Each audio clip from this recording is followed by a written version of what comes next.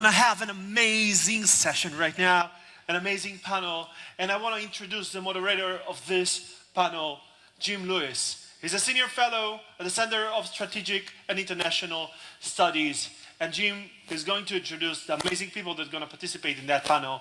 Jim, if you are here, the stage is yours.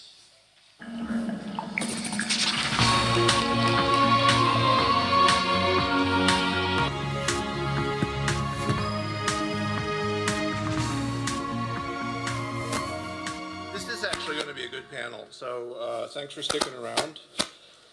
Let me say first of all that this conference is one of the best you can go to, and so I'm always amazed, this is the second time I've been here, at how good it is, and I really appreciate the invitation. I think all the panelists do. Let me just say multi-stakeholder innovation, cyber infrastructure, public-private partnership. Good, now that we got all the cliches out of the way, we can do some real work. We're going to do something a little different here. This is about norms to some extent. And there's a current effort, I think, in the academic world to have a norm for every letter in the alphabet. We won't do that either. But what we will do is get you some of the real participants who are involved in this activity. One of the things I've discovered in working in cybersecurity is that it's hard to get data. You all know that. And it's particularly hard to get data on policy. And so one of the best ways to do it is interviews.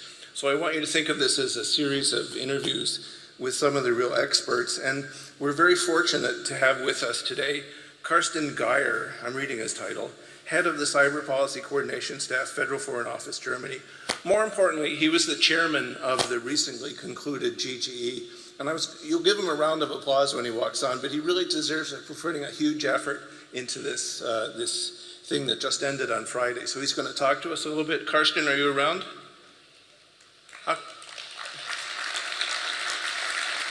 Where'd he go? Oh. Thanks for stopping by. Yeah, thanks. Thank you to the organizers for having me here and still welcoming me. Although, as you might have heard, the GGE, the United Nations Group of Government Experts on Information Communication Technology in the context of international security, last Friday did not reach a consensus on a report. News travels fast, faster than the speed of light, because it has its own, bad news has its own laws of physics, apparently. Anyway, I want to make the point that while this past Friday, the 25 experts did not reach agreement on a consensus report, they still had some very important discussions, and they agreed on a number of elements, and they are worth retaining. So let me give you a little bit of background on where we were and what we did arrive at. So the mandate of this group was to study existing and potential threats in the sphere of information security, possible cooperative measures to address them, and how international law applies to the use of information and communication technology by states, as well as norms, rules, and principles of responsible state behavior, confidence-building measures, and capacity building. And then we were supposed to present a report to the General Assembly. As I say, despite some very substantial difficulties, members of the GGE, the expert group, managed to identify a large number of valuable points related to most elements of their mandate. So looking at existing and potential threats, experts have shared an understanding that ICTs, information and communication technologies, continue to provide immense opportunities. At the same time, these technologies, their development and their rapid adoption opens new risks, including the malicious use of ICTs by non-state actors and actors acting as proxies. These trends are continuing. Experts noted growing concern that malicious activity can actually disrupt or impair the general functionality of global ICT systems. And another new element, a new threat identified, was actions to undermine the security of data. The experts also voiced concerns about use of ICTs for terrorist and criminal purposes. So all these are new elements, new threats identified in this context. Looking at capacity building, the experts commented on capacity building in the context of international peace and security, emphasized the importance to engage in such capacity building activities to contribute to an open, secure, stable, accessible, peaceful ICT environment, and offered concrete guidance to this end, identified a number of concrete measures that states can undertake, including awareness raising, promoting educational professional training activities, information sharing, and so on. And an important suggestion was that ICT security capacity building efforts should be integrated into national development policies. Experts also made very good progress on confidence building. They offered concrete measures for implementation at the national as well as the regional and international levels. At the national level, guidance offered was to include raising awareness among senior decision makers, identification of appropriate points of contact. Experts suggested standard incident severity schemas and encouraged related activities, including exercises.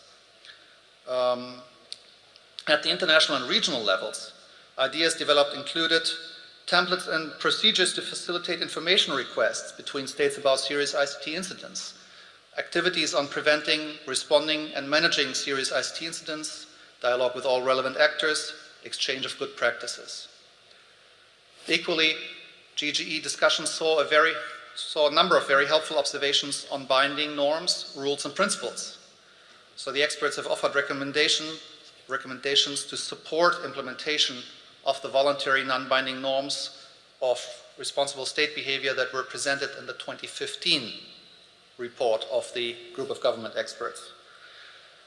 So these concrete recommendations include establishing national structures, policies, processes, and coordinating mechanisms necessary to facilitate careful consideration of serious ICT incidents and to determine appropriate responses, as well as ICT assessment or severity templates to evaluate and assess ICT incidents. Experts suggested a number of other points, such as procedures for official notification, protocols for official notification from one state to another, and they provided clarifications on how to respond to incidents affecting critical infrastructures, warning that states consider the potentially harmful effects of their ICT activities on the general functionality of global ICT systems. They offered valuable recommendations concerning the proliferation of malicious ICT tools and techniques, including on preventing non-state actors from conducting malicious ICT activities. The only parts of the GGE's mandate where consensus and progress was really missing concerns certain aspects of how international law applies to the use of ICT by states. A second aspect where that's not part of the formal mandates, but that also was difficult, was the discussion on how to take this process further in the United Nations. Experts shared the understanding of reaffirming the findings in the 2013 and 2015 reports on how international law applies to the use of ICTs by states. They had an intense exchange of views, which included consideration that as a response to an internationally wrongful act involving the use of ICTs, a state may yet consider the use of countermeasures or even making use of its inherent right to self-defense. Experts felt that on these issues and on the issue of how to apply international humanitarian law, further study is required, and that's why ultimately we did not agree on a consensus report.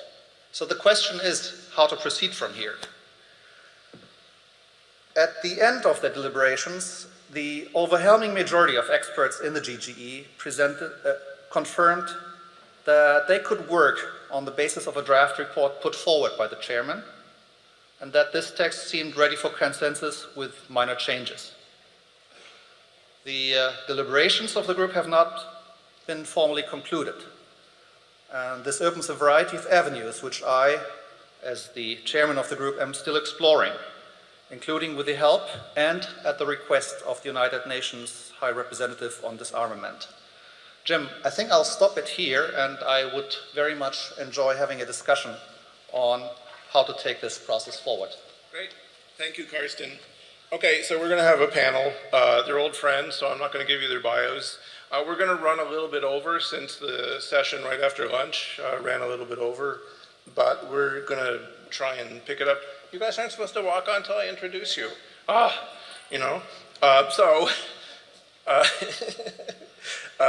Chris Painter, who's the coordinator for cyber issues in the Office of the Secretary of State.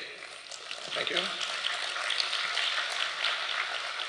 And Paul Ash, the director of the National Cyber Policy Office, Department of the Prime Minister, and Cabinet, New Zealand.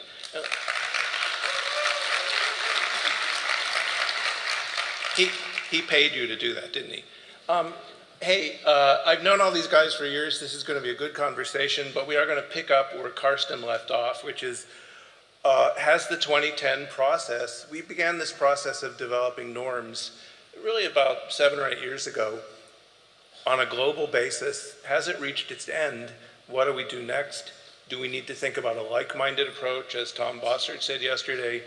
And more importantly, do we need to think about how we build consequences into to people who do bad things? So we'll pick it up there, but Chris, do you want to start? Yeah, thank you, Jim, and thank you, Karsten. And I join Jim in thanking Karsten for all of his hard work over this last year and chairing the group.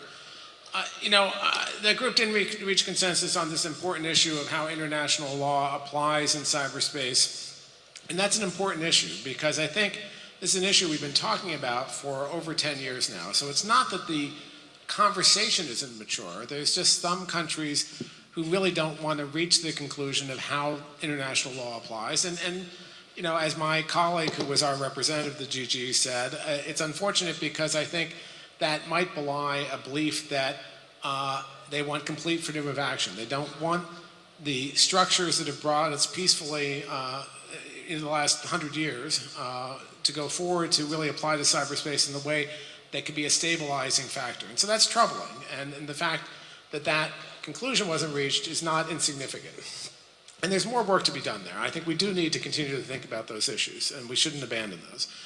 On the other hand, I think over the last several times, the 2013 report and 2015 report in particular, and further work in this session, we reached, I think, some really significant conclusions, and a lot of progress is made in terms of the rules of the road, the voluntary norms of behavior below the threshold of armed conflict, the kinds of confidence-building measures that help better transparency and dial down the risk of escalation and misperception, capacity building. There's been a lot of really good efforts, and particularly in terms of the norms that I've talked about. I think those are really important. So how do you go forward with this?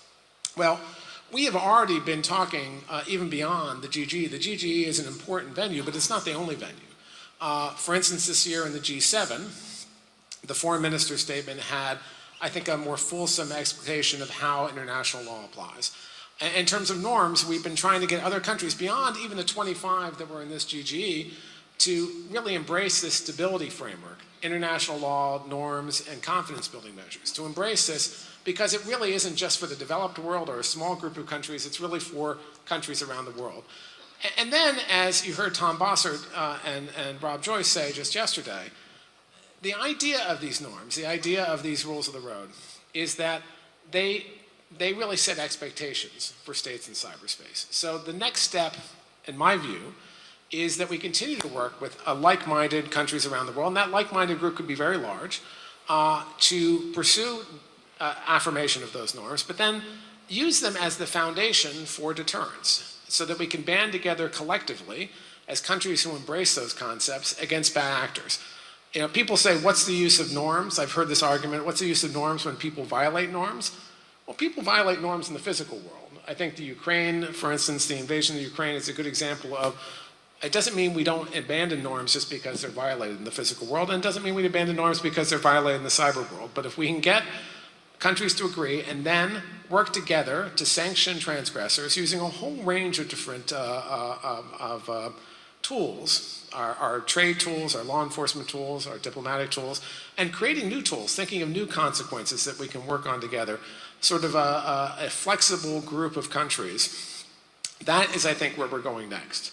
It doesn't mean we don't do the continued work in multilateral bodies, but we need to also think of how we can band together as like-minded countries. So I want you to leave with at least two thoughts. The first thought is, it wasn't clear from a lot of the earlier discussion, but states are the primary bad actors in cyberspace.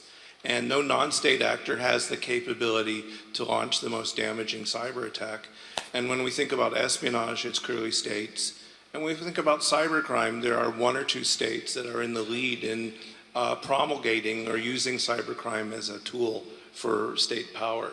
So we're in a very different environment. What Karsten went through last week was a transitional moment in international negotiation on cybersecurity.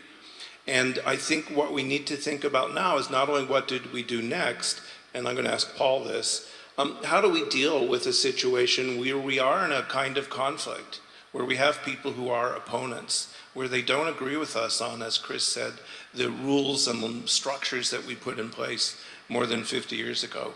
So we're in a different environment. If you needed a break point to realize that, it happened last Friday. Paul, what do you do with these people?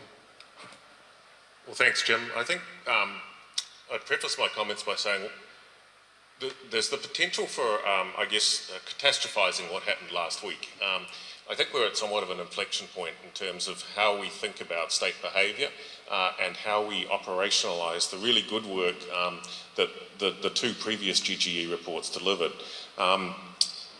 First, the applicability of existing international law to online behaviour, and second, a relatively tightly focused group of norms. The GGE was always up against it in terms of trying to deliver a consensus around norms, and I absolutely endorse your point that we get into difficulties where we start to have one for every letter of the alphabet. We even have a difficulty agreeing on whose alphabet to use, I guess, first off, if we're doing that. But in the absence of normative behaviour, norms become quite challenging when you start to get to a sort of panoply of different ideas.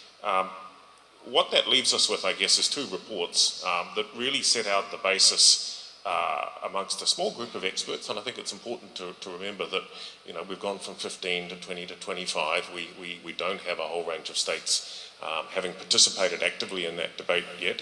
I take my hat off to Karsten and the team at the German Foreign Ministry for actually broadening the ability of states that don't have members or didn't have members in that group to participate.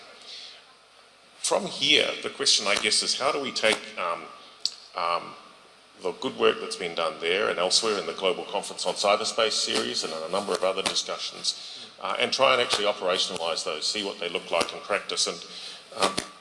And in many respects, that will be what determines what normative behaviour looks like, because we'll actually start to put some boundaries around behaviour that is not normative, that is actually beyond the bounds of acceptability. That's going to require over time, I think, quite a lot of work amongst like-minded states, as Chris has suggested, perhaps broadening our thinking a little beyond the organisations or states we currently work with, but trying to work hard to understand where that core of common agreement is and then what kind of responses we have to push back at behaviour that actually is beyond the bounds of that. And some of the most fertile discussion at the moment is in that question of what does deterrence look like in cyberspace, what do consequences look like in cyberspace. And there's a couple of points I'd make there. First, we're at a fairly early stage of that discussion. We know what bad behaviour looks like because we're starting to see it fairly regularly. We're really just starting to push at the bounds of what the responses to that look like. And the first assumption I think we need to challenge is the one that's quite commonly out there, which is that bad behaviour using cyber means necessarily means a response using cyber means. That, I think, would lead us down a real rabbit hole and into some particular challenges. It's quite heartening then to see a number of states starting to broaden the types of tools they have, diplomatic tools, economic sanctions, law enforcement tools. I think all states involved would probably also reserve the right to use of force if they need to use it, or to some of those cyber means. But we're really, I think, still at a very, very formative stage in this process, and it's important, looking back on the events of last week and at some of the other hiccups we've seen, to see them as just that, bumps in the road as we start to form, I guess, the kind of customary international law wrapped around a norms framework that will deliver outcomes. And I want to come back to the issue of consequences for bad behavior, because one of the things that shapes opponents' calculation of risk is if you actually do something. So when the Soviets thought about the risks of tangling with the US, they remembered our actions between 1941 and 1945. But before we do that, you brought up, we've had a couple processes for international negotiation. One was the GGE.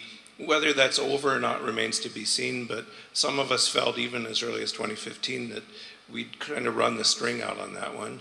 You have this London process. For me, the highlight was with The Hague, but it's always been, had difficulties grappling with the issue of how you would agree on norms, processes, penalties.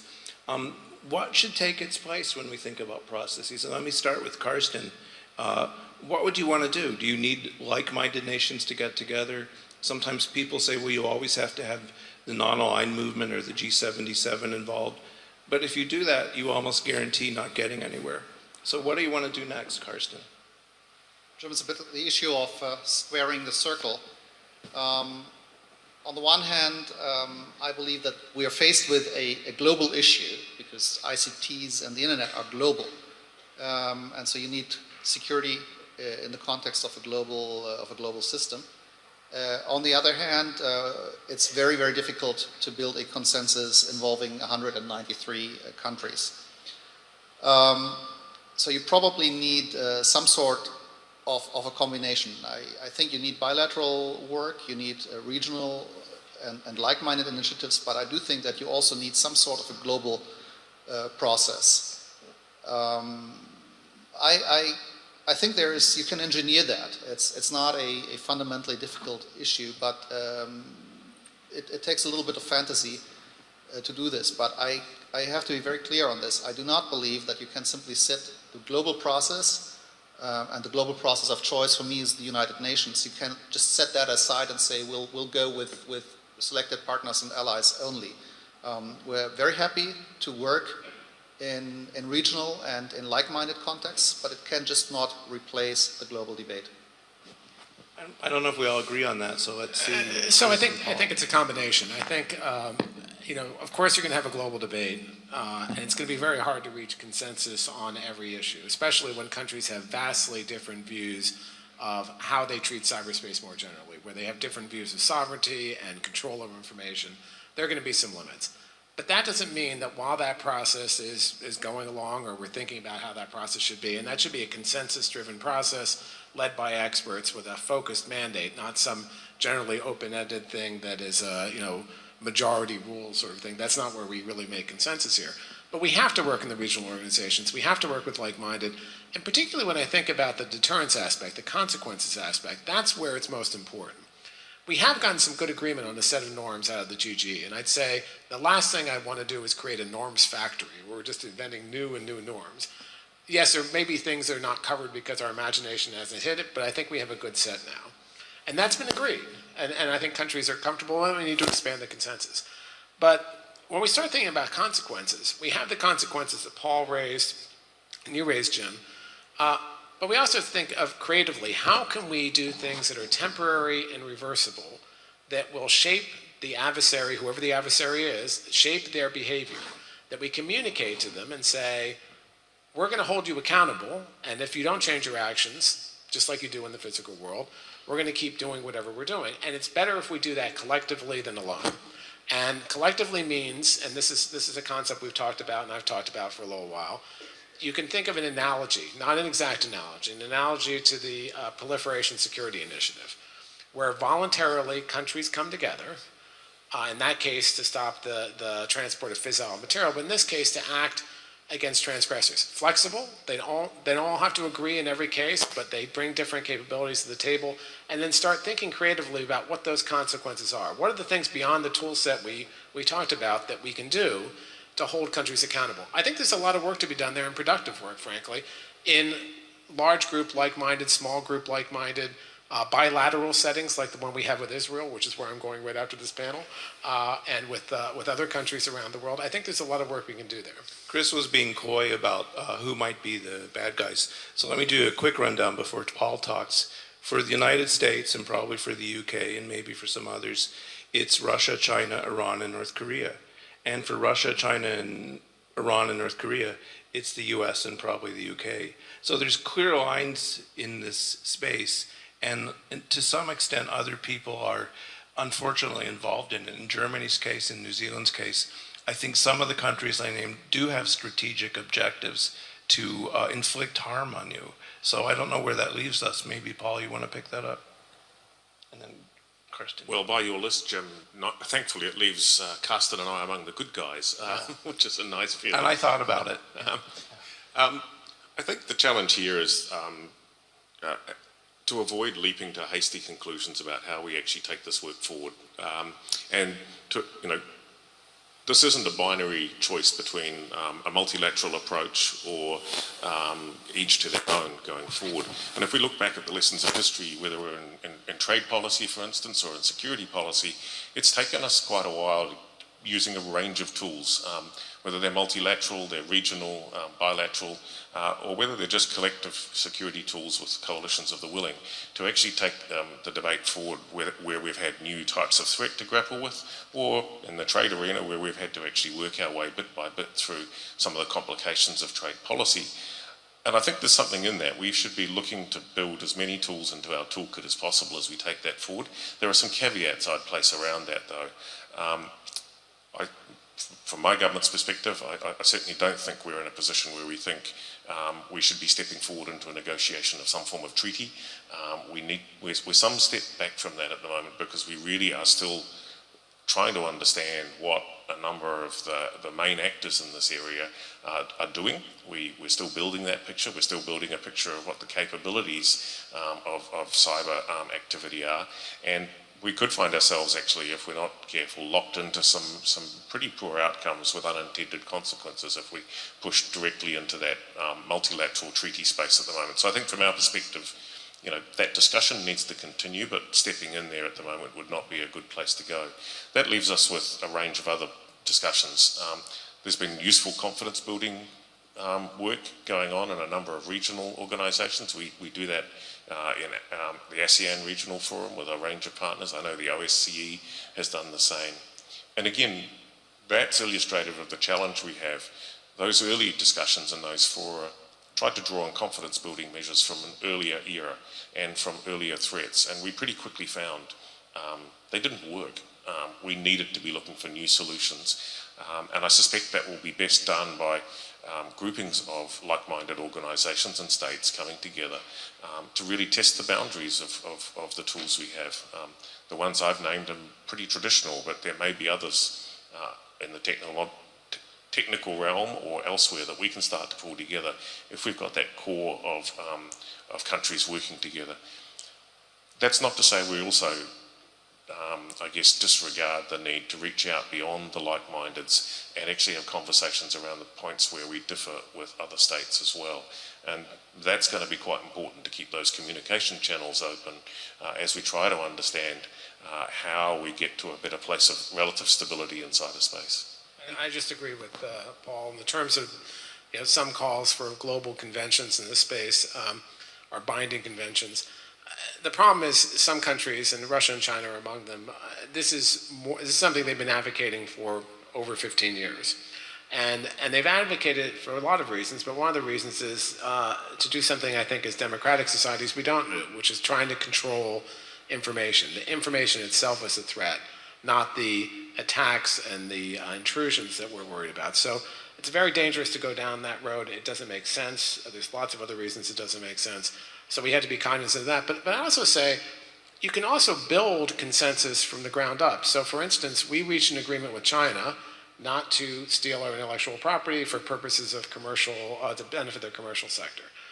After that, the UK reached an agreement, Germany reached an agreement, Australia just reached an agreement, Canada reached an agreement earlier this week. The G20 endorsed this. So you can build some of these norms from the ground up.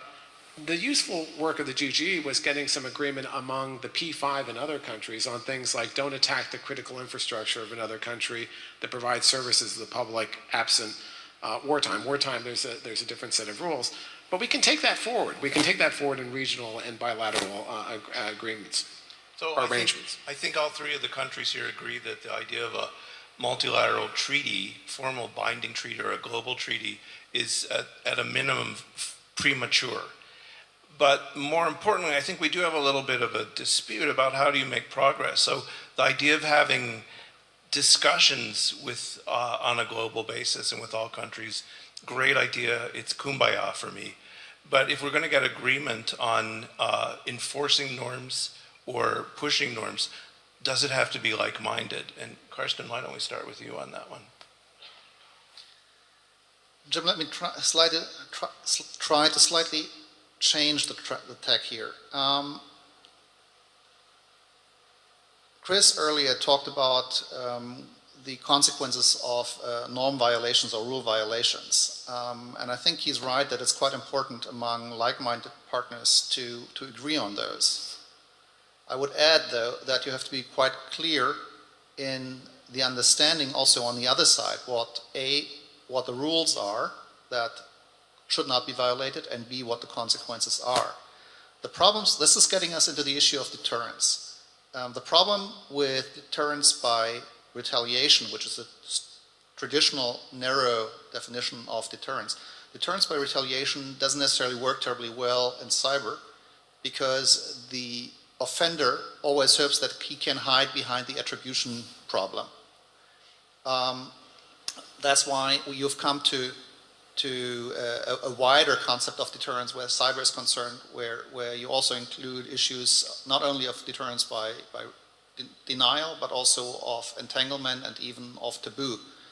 But this means for this kind of deterrence to work, you really need to have a clear understanding with the other side on what the rules are, and you cannot reach that by just going into a like-minded approach. You really need that global discourse, that global dispute, and I think Paul is right. The only way to reach that is by having a global talk, even though that may be kumbaya. I mean, I don't know. I think that there's a lot of bad things that we see that we don't necessarily have thought of before. That some things have happened that we didn't say, oh, this is going to happen, and we get surprised by it, but it's clearly a bad act by a bad actor. And you can take, in that circumstances, I think you can act. And I think you need to be transparent in acting. You need to communicate why you're acting and why you're doing it. I agree. I'm not saying we shouldn't have those global discussions, but I think we shouldn't wait to have the discussions among close like-minded and then larger group like-minded. And that like-minded group, again, could be more extensive. Hey, Paul, when people talk about consequences, a lot of times they seem to think it's cyber versus cyber, which is a spy versus spy reference. But we actually have a lot more tools in the kit. Kinetic attack, conventional military response is probably off the table. What would we do other than cyber? I do think we need to have consequences for bad action if we're going to change behavior. I think that's exactly the place we need to be taking a discussion. What is the full range of actions we can take? And I think if we're talking about deterrence, the first place all of us would probably start is deterrence by denial, making it really hard for threat actors to carry out bad behaviour.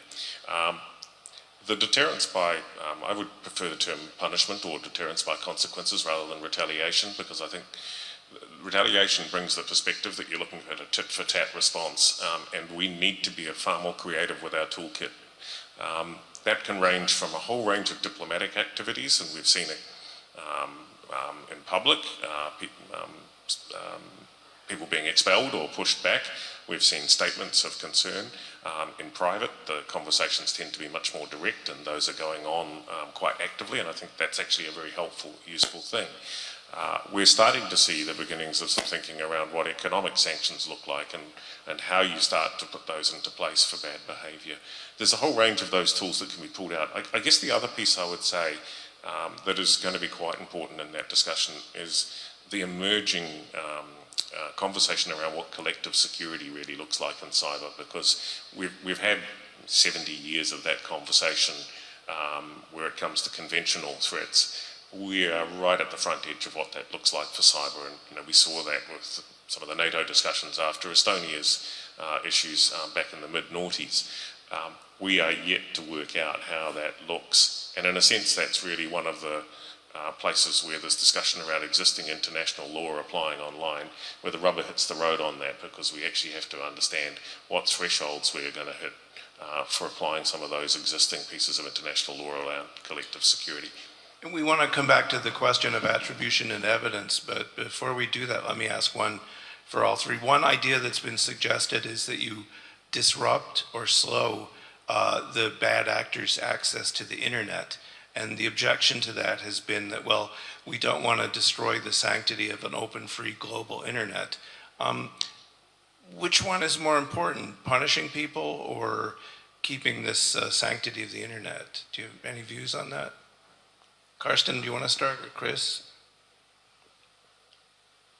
Depends a little bit on how you define the bad actor. Who is the bad actor? Is it a state, or is it proxies, or is it individuals?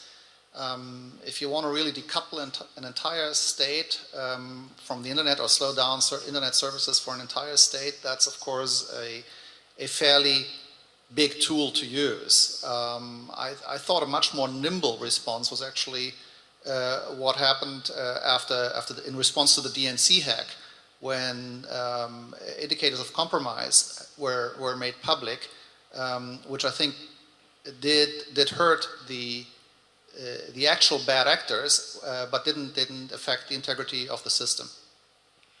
I think Jim raised an interesting point. I think you can have both. You want to safeguard your core values, but at the same time you want to have consequences that make a difference and will hold people banned. I agree with Paul. It's not retaliation. It's cost imposition to try to get a bad actor to change their behavior, and that's different under international law as well. So how do we do that? And I think we have to be creative, and not just creative among governments, but talk to people in the private sector, talk to people who do international trade, talk to people who do some of the technical issues. Are there things you can do to restrict people or countries' access, and I'm talking about state actors here, to the benefits that the internet brings, or even the global financial system brings? You don't want to disrupt that system, though, so you have to have a balance. You have to talk to the people about what the positive parts of this are and the negative parts, but that's the creative discussion we haven't had yet, to expand those tools beyond the fairly narrow set of tools we have. And just one comment on attribution. People raise attribution all the time. Attribution is not as huge a problem as I think people say it is. We were able to make attribution in a number of cases, including the Sony Pictures, the North Korea attack. We released a set of indicators recently about North Korean activity. This is something that can be done, especially with prolonged contact, and attribution doesn't have to be 100%. It's a political decision. If it walks like a duck and talks like a duck, it's a duck. And so you can take action. So I think people who don't, who look at the space often use that as something where you say, well, you can't do anything, and that's a mistake. Because if you don't do anything, then that's a signal to the adversary that everything's okay. So there have been, I think, some preliminary discussions about what a like-minded approach to imposing consequences on a bad actor would be. And one of the issues that's come up is exactly attribution, which is the US has fairly significant attribution capabilities. And some of our partners say, we're just not going to take your word. So what, Paul, not putting him on the spot because it's not him, how would you come up with standards that would justify collective response? What would those standards look like? What would you need? What would New Zealand need to say, yeah, we're convinced, let's go after them? Now you are putting me on the spot. And that's great. Look, can I just make one point related to Chris's final point, and that is that not responding is actually highly problematic over time, because at customary international law, that has the consequence of making the activity appear to be a tolerated activity, and that's, over time, something we're going to have to push back on. In terms of responses, I think some of the principles that already apply at international law in terms of how you respond to an attack would apply in a range of other places as well. So it should be proportionate, it should be precisely targeted, it shouldn't involve non-combatants or others in the response. And that I think starts to provide some useful principles right the way through the spectrum of bad activity for how you might respond to it. But I think there's something in there about governments not wanting to take options off the table as well, simply because they might have an impact on the free functioning of bits of the internet over time. And we certainly see that from threat actors. We know of DNS amplification attacks that have taken down large parts of the internet in small states. And we absolutely need to be balancing the ability to prevent that happening with some of those things around precision and care.